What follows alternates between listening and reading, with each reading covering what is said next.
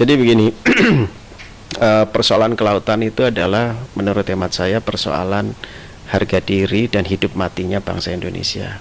Karena bagaimanapun juga secara budaya, secara geografis, laut adalah bagian dari kehidupan bangsa ini. Mengenai masalah diplomasi, sudah barang tentu di dalam rangka kita berinteraksi dengan negara-negara lain ada yang namanya kerjasama internasional.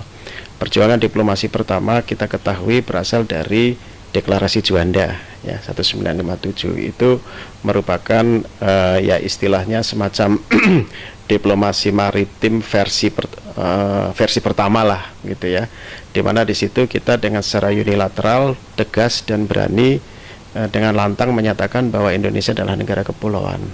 It was really interesting, and akhirnya bergulir akhirnya mendapat pengakuan di dalam UNCLOS hukum laut.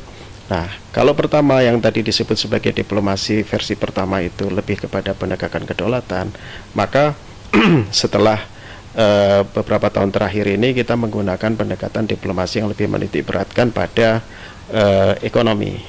Kalau ekonomi itu kan isinya perdagangan dan investasi. Bagaimana memajukan kegiatan-kegiatan perdagangan dan investasi untuk sumber-sumber pertumbuhan ekonomi. Dalam rangka laut merupakan sumber pertumbuhan ekonomi baru untuk bangsa ini ke depan, sehingga secara nggak langsung juga memberikan implikasi yang positif terhadap kesejahteraan rakyat. Mengenai maritim memang sampai saat ini masih banyak perdebatan mengenai apakah maritim itu konteksnya adalah penggunaan laut atau pengelolaan dari sumber daya laut itu sendiri. Nah, saya pikir ini bagus ada debat publik mengenai maritim, sehingga nanti apa yang digagas oleh Presiden Joko Widodo itu Indonesia menjadi poros maritim akan ketahuan apa indikatornya. Karena terus terang kita ingin juga bersama-sama membangun apa yang disebut sebagai negara maritim. Kalau di dalam pergaulan internasional kita sudah dikenal dan sudah disahkan sebagai negara kepulauan. Karena itulah yang membedakan secara hukum negara kepulauan dengan negara yang bukan kepulauan. Itu dampaknya sangat signifikan. Nah, mengenai negara maritim saya pikir ini adalah perkembangan lebih lanjut ya dari bagaimana kita mengelola negara dengan sumber daya lautnya. Jadi kalau yang disebut raksasa maritim sementara ini indikator yang saya boleh katakan bahwa jumlah nelayan kita terbesar di dunia. Oke. Terus lalu jumlah kapal yang dimiliki oleh nelayan kita juga terbesar di dunia. Ya, jadi potensinya sudah ada. Lalu yang ketiga, kita berada di tengah-tengah keanekaragaman hayati kelautan yang paling subur di dunia. Laut Arafura adalah laut yang paling subur dan tidak habis-habisnya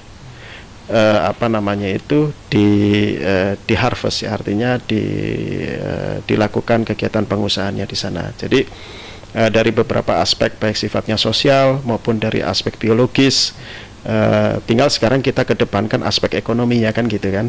Sementara ini kontribusi daripada sektor perikanan masih sekitar 3% begitu kepada pertumbuhan PDB ya. Jelas kalau kita bicara kebijakan politik luar negeri sudah barang tentu penjurunya adalah Kemlu ya. Nah, kemarin itu kan sudah disampaikan secara general atau secara umum bahwa kita mengarah kepada kebijakan politik luar negeri yang memiliki dampak langsung terhadap perbaikan kualitas dan kualitas kehidupan masyarakat. Ya, dan juga perkembangan dan pertumbuhan ekonomi. Jadi saya pikir itu garis garis bottom line-nya ya.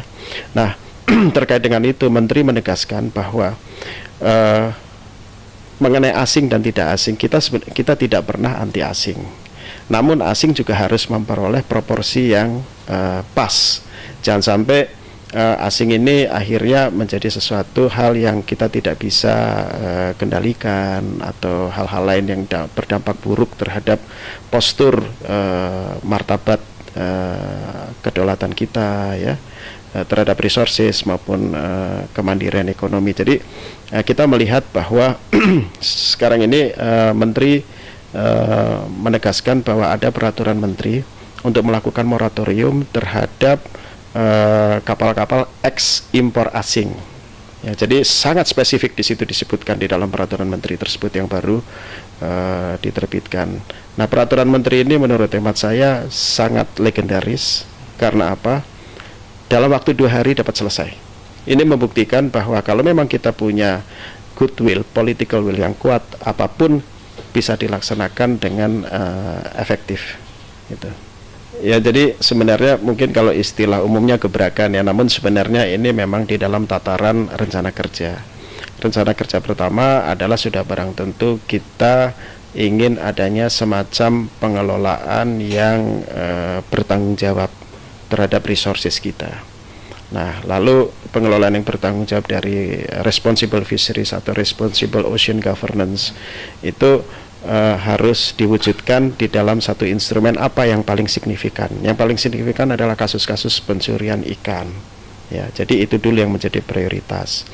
Kita dengan arahan dari Menteri, Kementerian sudah melakukan pendekatan dengan kepala-kepala perwakilan duta-duta besar. Ada sekitar 10 duta besar, mulai dari negara-negara besar, Amerika, China, Australia. Semua mendukung, termasuk neighborhood kita, termasuk tetangga-tetangga kita itu. Nanti tanggal 13 Desember, insya Allah kita akan bikin semacam joint komunike bersama bahwa mendukung apa yang dilaksanakan oleh Indonesia dalam rangka mencegah pencurian ikan. Jadi menurut hemat saya ini tidak hanya berdampak politis yang sangat baik, tapi juga akan berdampak pada kepastian hukum ya mengenai investasi. Kalau orang mau invest di Indonesia, oke, Indonesia sudah committed untuk itu, didukung oleh negara-negara sekitarnya. Kalau investor mau datang di dalam rangka meningkatkan pertumbuhan ekonomi melalui perikanan, itu akan lebih pasti. Jadi semuanya ada kaitannya seperti itu. Kembali lagi bahwa